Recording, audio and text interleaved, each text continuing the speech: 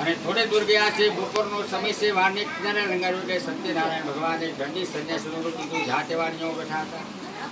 ત્યાં જઈને પૂછ્યું, તમારી નૌકામાં આ શું ભરેલું છે? ત્યારે ઘણું બધું ધર્મવાદી અભિમાની મનોરમ થયેલા બંને વાણીઓ સાધુને અવગણના કરી અને તિરસ્કાર તો ઘસીને બોલ્યા હતા, હે દંડી સ્વામી, તમારે આ પૂછવાની શી જરૂર પડશે? તમે તો ભગવા પહેર્યા છે, હવે શા માટે આવે સંસારની વસ્તુમાં માયા રાખો? અમારું આ ધન જોઈએ છે. મારા વાણમાં તો વેલા અને પાંદડા ભરેલા છે, બીજું કાંઈ નથી. સાધુવાણીનું કઠોર વચન સાંભળી ભગવાન બોલ્યા હતા, તારું બોલેલું સત્ય થાય. આમ તા સંન્યાસી ગયા પછી પોતાનું નિત્ય કર્મ નાસ્તો કરી બતાવી જોવાણીઓ પોતાના વાણ પર ગયો, પોતાની ઘોડીને હલકી થઈ પાણી ઉપર ઉછેરીને ઘણો વિશ્વ પામ્યો અને પોતાની ઘોડીમાં ધર્મને મટેવેલા પાંદડા ભરેલા જતા અને શોધોતામાં ત્યાં મુસ્સા પામી બેભાન થઈ જમીન પર પડ્યો. જ્યારે ભાન આવ્યું ત્યારે ખૂબ જ ચિંતા કરવા લાગ્યો અને સાધુ વાણિયાની આવી સ્થિતિ જોઈને તેના જમાએ કહ્યું કે આપ શા માટે શું કરો છો? જરૂર પેલા સંન્યાસી શ્રાપ આપવો લાગે છે. તે સંન્યાસી સર્વશક્તિમાન છે, એમાં કોઈ શંકા નથી. માટે આપણે તેને શરણે જઈએ તો આપણે ઈચ્છાઓ પૂર્ણ થઈ છે. જમાઈના વસન સાંભળી તો તેમની પાસે ગયા. સંન્યાસીને જોઈને ભક્તિભાવથી દંડવત પ્રણામ કર્યા હતા અને ખૂબ જ નમ્ર ભાવ બોલ્યા કે હે મેં આપની પાસે કરુણા ભરી વાણી કહી ખોટું બોલ્યો, તમારો અપરાધ ક્ષમા કરવા કહી વારંવાર જમીન પર લાંબો થઈ સંન્યાસી ભગવાનને પ્રણામ કરવા લાગ્યો. ખૂબ જ શોકાતુર બન્યો અને સાબુને રોકી શકું, હે ભગવાન, તમે પસંદ આવો, હું મારી શક્તિને વૈભવની કેવી રીતે આપું પૂજન કરીશ. વાણમાં મારું પહેલાં જે ધન દોસરો મને પાછું આપું અને શરણાગત એવા હું બધું રક્ષણ કરું. સાધુવાણીનું આ પ્રમાણે ભક્તિયુક્ત વચન સાંભળી ભગવાન તેના પર પ્રસન્ન થયા. ઈચ્છિત વચન આપી ભગવાન ત્યાં થઈ ગયા. વાણ પાસે વાણીએ જોયું તો પોતાનું વાણ અગાઉની માફક દેવથી ભરેલું જોયું. પ્રસન્ન થયા. આ મારો મનોરથ, આ મારી ઈચ્છા સફળ થઈ છે. આ ભગવાનની કૃપાથી પોતાની ઈચ્છા ભરી બે છોજનોની સાથે વિધિપૂર્વક આવી સત્યનારાયણ ભગવાનની પછી કથા કરી અને ભગવાનની કથા સાંભળી પ્રસાદ લઈને પોતાના નગર તરફ જવાનું નથી. પ્રજા દૂરથી પોતાનું નગર દેખાતું. સાધુવાણીએ પોતાના જમાઈને કહ્યું, જોને મારું રક્ત પૂછે દેખાય છે. પછી પોતાના એક દૂતને પોતાના આગમનના ખબર આપવા માટે આગળ રવાના કર્યો હતો. કીધું તે નગરમાં જઈ સાધુવાણીની પત્ની નીલાવંતી સમક્ષા જોડી નમસ્કાર કરી ખબર આપ્યા. સાધુવાણીઓ તેનો જમાય બાંધવે થઈ ભરપૂર દ્રવ્ય કમાઈને આવે છે અને તેઓ અમર બાબુ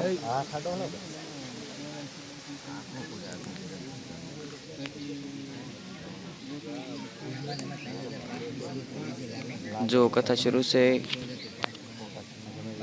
आदमी बैठा से जो मेहमान बैठा अदा माणस આવી ગયા છે. ત્રીજો અધ્યાય શરૂ છે. જો હલો પ્રસાદ તરફથી જો પ્રસાદ બની ગયેલો છે. ત્રીજો અધ્યાય અડધે પૂગ્યો છે. પ્રસાદ ત્રીજો અધ્યાય પૂરો થઈ જાય પછી આરતી થઈ જાય પછી પ્રસાદ ને આપણે હંધાય બોલતો નહીં આવડતો. હું ગાંડો છું. यहाँ तो यूट्यूब फैमिली में शुरू करी છે. જો હવે આપણે જઈએ છીએ પ્રસાદ તરફથી. હવે જઈએ આપણે વડોદરાની કથા સાંભળવા જઈએ.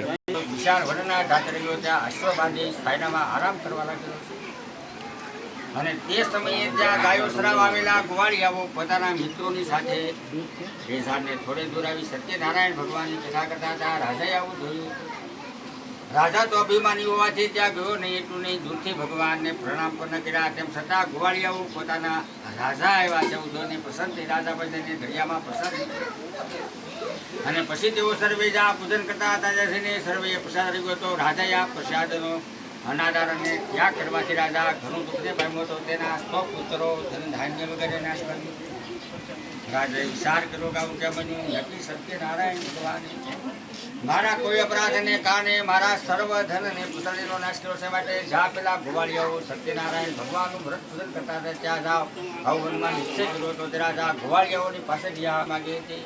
સત્યદેવમ પ્રસાદેનમ ધનપુત્રો યભવતઃ યહ લોકે સુખમ ભોગતવા સત્યે સત્યમ પુરમયો.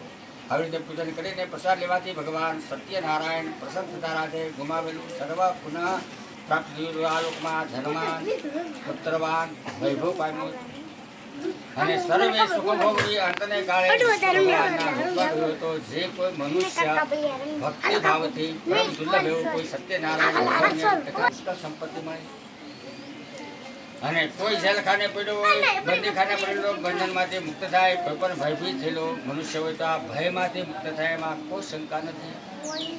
અને મનુષ્ય પોતાની ઈચ્છેલી વસ્તુ પ્રાપ્ત કરે સત્ય પ્રમાણે જાય છે. ઇતિ વહ કથિતં વિપ્રહ સત્યનારાયણં યત કૃત્વા સર્વદુઃખેભ્યો મુક્તો ભવતિ માનવઃ.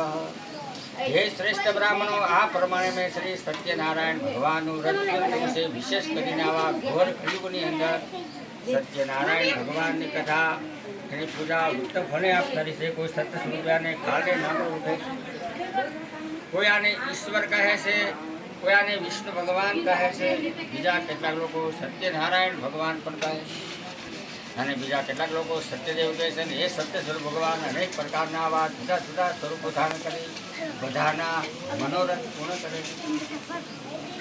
અને ભવિષ્યતે કલો સત્ય રૂપે સનાતન એવં પ્રસાદત.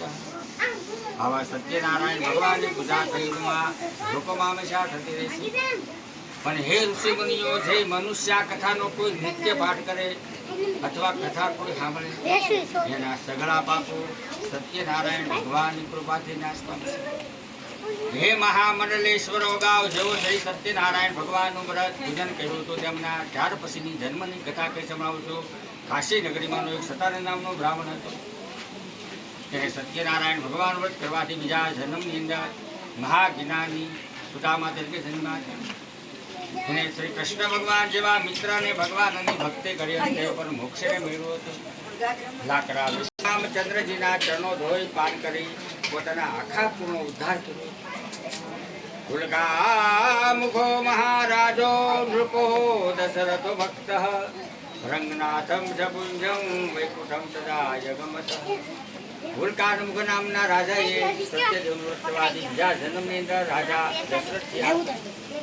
અને શ્રી ભગવાન રામ, ભરત, શત્રુઘ્ન, લક્ષ્મણ જેવા મહાન પુત્રો પણ ધાર્મિક વૃત્તિનો સાધુ નામના વાણિયાએ સત્યનારાયણ ભગવાન વ્રત કરવાથી બીજા જન્મની અંદર રાજા ઘોરધવજ થયા. અને ભગવાન એની પરીક્ષા લેવાયા ત્યારે કરવત વડે પોતાનું અર્ધોન શરીર ભગવાનને અર્પણ કરી મોક્ષ ગતિને પામેલા છે. તુંગધ્વજો મહારાજા સ્વયંભુવં ભવતિ કલહ સર્વ ભગવંતમ કૃત્વા શ્રી વૈકુંઠમ તદાય ગમતઃ. ઉલ્કા તુંગધ્વ રાજાએ સત્યનારાયણ ભગવાન વ્રત કરવાથી બીજા જન્મે સ્વયંભુ મનુ નામના રાજા થયા હતા. અને પોતાની પ્રજાને આચાર અને વિચારના આવા ધર્મયુક્ત માર્ગો બતાવી પોતે વૈકુંઠમાં ગયા હતા. વિધિશ્રી સ્કંદ પુરાણમાં આવેલા રેવા ખંડમાં આવેલી સત્યનારાયણ ભગવાનની વ્રત કથાનો આ 5મો અધ્યાય સમાપ્ત. બોલો શ્રી સત્યનારાયણ નારાયણમ શ્રી કૃષ્ણ દામોદરમ વાસુદેવમ હરિમ શ્રીધરમ માધવમ ગોપિકા વલ્લભમ શ્રી જાનકી નાયકમ શ્રી રામચંદ્રમ ભજે. બોલો સત્યનારાયણ દેવ કી જય. કૃષ્ણ કનૈયા લાલ કી જય. લક્ષ્મીકાંતા પ્રભુ જય લક્ષ્મીકાંતા સત્યનારાયણ સ્વામી જન હરના હરના પ્રભુ જય લક્ષ્મીકાંતા મણિમય શ્રીહાસન પર જદભૂત સભી બિરાજે પ્રભુ જદભૂત સભી બિરાજે. નારદ ગરજ નિરંજન ઘટ ધ્વનિ વાગે પ્રભુ જય લક્ષ્મીકાંતા. દુરબર ભીડ કઢિયારો તે પર કૃપા કરે પ્રભુ તે પર કૃપા કરી. ચંદ્ર સુંદર મહિપતે જનિ તમે ભીડ હરી પ્રભુ જય લક્ષ્મીકાંતા. વૈષમનો રસ પૂર્ણ કર્યા તમે તે કતજી દીધી પ્રભુ તે કતજી દીધી. તે ફળ ભોગવ્યા પ્રભુજી ફરી પ્રાર્થના કીધી પ્રભુ જય લક્ષ્મીકાંતા. બાળ ગોપાલ સૌ ભુવન કાનન ભક્તિ કરી પ્રભુ કાનન ભક્તિ કરી મનોરથ પૂર્ણ दीन दयाल हरि प्रभु जय लक्ष्मी कांता कर्पूर पूरेण मनोहरेण सुवर्ण पात्रोदर सहस्रेण प्रदीप वासास्मृंगतेन निराजनं ते जगदीश मंगलम भगवान विष्णु मंगलम करुणाध्वजं मंगलम पुंडरीकाक्ष मंगलाय तनो हरि सर्वमंगल मांगल्ये शिवे सर्वासाधिके शरणे त्र्यंबके गौरी नारायणे नमस्कारार्थकं समर्पयामि धमकी जाओ शोकात्मनिलु यानिकानि जपापानि धनमन्त्राणि प्रदक्षिणं च पदे पदे भगवाने धूपापि जाओ सर्वदेवतः वन्दनमराधिकं समर्पयामि आत्मरक्षवन्दनं समर्पयामि तमे वन्दने गुरु सत्यनारायण देव के हरो भाई आरती दियो।